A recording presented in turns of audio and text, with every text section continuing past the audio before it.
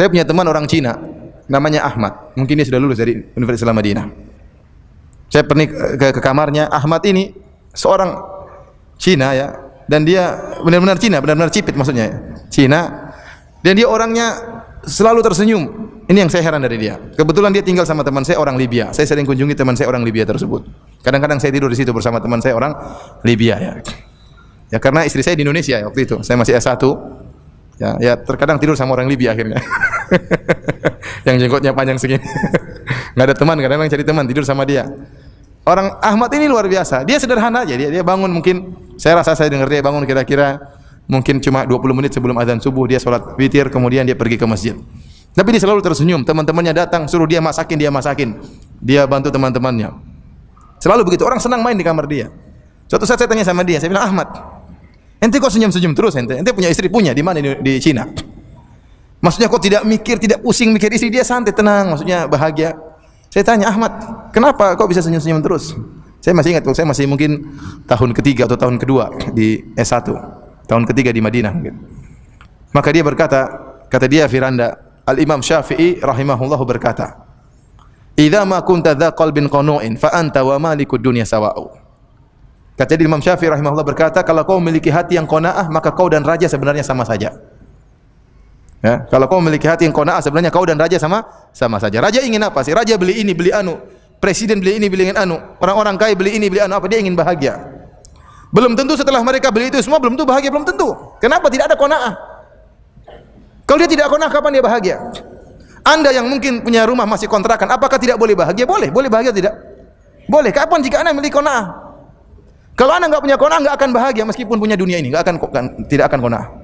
Oleh karena yang mengatur hati Anda adalah Anda. Artinya Anda minta kepada Allah agar diberi sifat qanaah. Kalau Anda qanaah, dan terutama istri, karena terkadang Anda qanaah, istri enggak qanaah. Maka istri dilatih, dia ingat bahwa suruh lihat ke bawah. Suruh lihat bahwasanya bagaimana Rasulullah SAW, bagaimana rumahnya. Rumahnya sangat sempit. Kalau Anda pergi ke kota Madinah sekarang, antum lihat kuburan Nabi SAW. Kuburan Nabi itu adalah rumah Nabi dan didinding dengan 3 tembok atau 4 tembok. Berarti rumah Nabi aslinya sangat apa? Sangat kecil. Yang sekarang saja kecil. Itu pun rumah Nabi sudah ditinding dengan 4 tembok. Supaya orang tidak pergi ke situ beribadah di situ. Didinding oleh para ulama sampai 4 tembok. Ya. Bahkan disebutkan rumah Nabi kalau seorang tangannya diangkat ke atas dahulu mengenai apa? Lotengnya atau namanya pelepah kormanya Rasulullah sallallahu alaihi wasallam. Atapnya cuma pendek. Agar kita tahu bahwasanya ya Nabi kita yang sangat mulia hidupnya sangat sederhana. Oleh karena para hadirin Allah Subhanahu wa taala ya harus memiliki sifat qanaah dan kita tanamkan pada diri kita dan juga pada istri kita dan anak-anak kita. Ajak anak-anak melihat kondisi orang-orang yang susah. Ajak mereka. Lihat tuh ada orang yang tinggal di bawah kolong jembatan. Masih ada enggak di Jakarta? Sudah enggak ada ya? Yang di pinggir-pinggir sungai masih ada enggak? Masih ada? Masih banyak. Pergi ke kontrakan orang-orang kerja di pabrik tuh lihat kontrakannya kayak gitu. Masih ada enggak? Masih banyak. Ya ente mau jadi maksud saya ya, bahagia enggak mesti kaya. Antum kira orang kaya belum tentu bahagia daripada antum. Orang kaya sakit atau tidak? Waktunya sakitnya juga sakit. Apakah hanya orang miskin yang mencret? Orang kaya juga pernah mencret. Antum yang penting antum bahagia. Bagaimana antum memanage diri antum agar antum bahagia? Maka harus ada sifat qanaah dan beribadah kepada Allah Subhanahu wa taala. Oleh karena Syekhul Islam Ibnu Taimiyah pernah berkata suatu perkataan yang indah. Dia mengatakan, "Ma yaf'alu a'da'u bi jannati fi qalbi." Kata Ibnu Taimiyah, apa yang hendak dilakukan oleh musuh-musuhku kepadaku? Surgaku di hatiku. Mau di penjara enggak jadi masalah kata Ibnu Taimiyah. Mau dihina-hina, dikafir-kafirkan tidak peduli. Kenapa? Hatinya di mana? Ya, surganya di hatinya. Maka silakan bekerja yang baik. Tapi jangan lupa sisihkan waktu untuk baca Quran. Sisihkan waktu untuk salat witir. Saya tidak suruh antum untuk salat witir, salat malam seperti bulan Ramadan. Bulan Ramadan antum salat tarawih berapa rakaat? 23 rakaat 7 menit. Iya. Tidak mungkin antum 11 rakaat 20 menit lah. Masuk akal ya.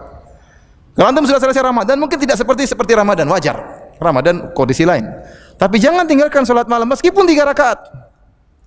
Jangan tinggalkan salat malam meskipun 1 rakaat, itu kebahagiaan. Itu kebahagiaan. Anda kira sama orang yang bangun langsung subuh, salat. Itu pun dia bahagia. Dia langsung bangun subuh, langsung sholat jamaah, kemudian kerja. Itu pun dia bahagia. Allah akan berikan kebahagiaan. Bagaimana lagi orang yang berkorban menyisihkan waktu 15 menit sebelum subuh dia bangun, dia sholat 1 rakaat atau 3 rakaat. 1 rakaat saja. Kemudian setelah 1 rakaat dia berzikir, dia beristighfar, berdoa kepada Allah. Orang ini bahagia. Saya ingin tahu sama antum. Antum mungkin banyak di antara antum di siang hari tidak diizinkan sholat duha. Iya. Siapa yang diizinkan boleh sholat duha, minta sama pimpinan sholat 2 rakaat? Ada yang diizinkan enggak? Yang diizinkan coba angkat tangan, saya ingin tahu. Oh, cuma sedikit ya. Yang diizinkan istirahat. Istirahat berapa menit? Wah, 10 menit. Pas kalau mau sholat duha ya. Mungkin mau jajan ya. Yang lainnya ya. Ya, artinya sesekali sholat duha ya. Ya. Itu kebahagiaan. Sholat duha 2 rakaat meskipun cuma 3 menit itu apa? Kebahagiaan. Jadi antum sekarang atur diri antum agar bisa bahagia. Kerja tetap kerja, rezeki tetap rezeki, makan tetap makan, waktunya tidur, waktunya ketemu istri, waktunya ngurus anak-anak. Yang berbeda adalah antum ingat Allah atau tidak. Barang siapa yang berkorban untuk mengingat Allah, maka Allah akan berikan kebahagiaan kepada dia. Ya. Contohnya baca Quran. Jadi waktu diatur lah, waktu diatur. Misalnya antum kebanyakan naik motor ya. Kebanyakan naik motor. Naik motor kalau dengar ceramah atau dengar pakai earphone bahaya atau tidak? Bahaya. Oh, kalau gitu jangan. Kalau tidak bahaya antum dengar ngaji. Ya, akhi, subhanallah. Bahagia kalau kita bisa mendapatkan husnul khatimah. Ini semua cita-cita orang soleh. Pengin dapat apa? Husnul khatimah. Yang kita khawatirkan kalau mendapatkan apa? Su'ul khatimah. Waktu berjalan tiba-tiba nanti antum sudah tua, tiba-tiba antum pensiun. Ya, waktu kalau tidak isi sejak sekarang, nanti yang ada hanyalah penyesalan. Oleh karenanya, inti pengajian ini maksud saya silakan kerja-kerja, waktu kerja serius, amanah supaya makannya halal, namun jangan lupa untuk juga baca Quran, untuk salat, untuk berzikir kepada Allah Subhanahu wa taala agar antum bisa bahagia ya, sebagaimana yang diinginkan oleh Allah dan Rasul-Nya. Mungkin ini saja yang ingin saya sampaikan ya, kalau ada yang bertanya saya persilahkan. Wallahu alam bisawab.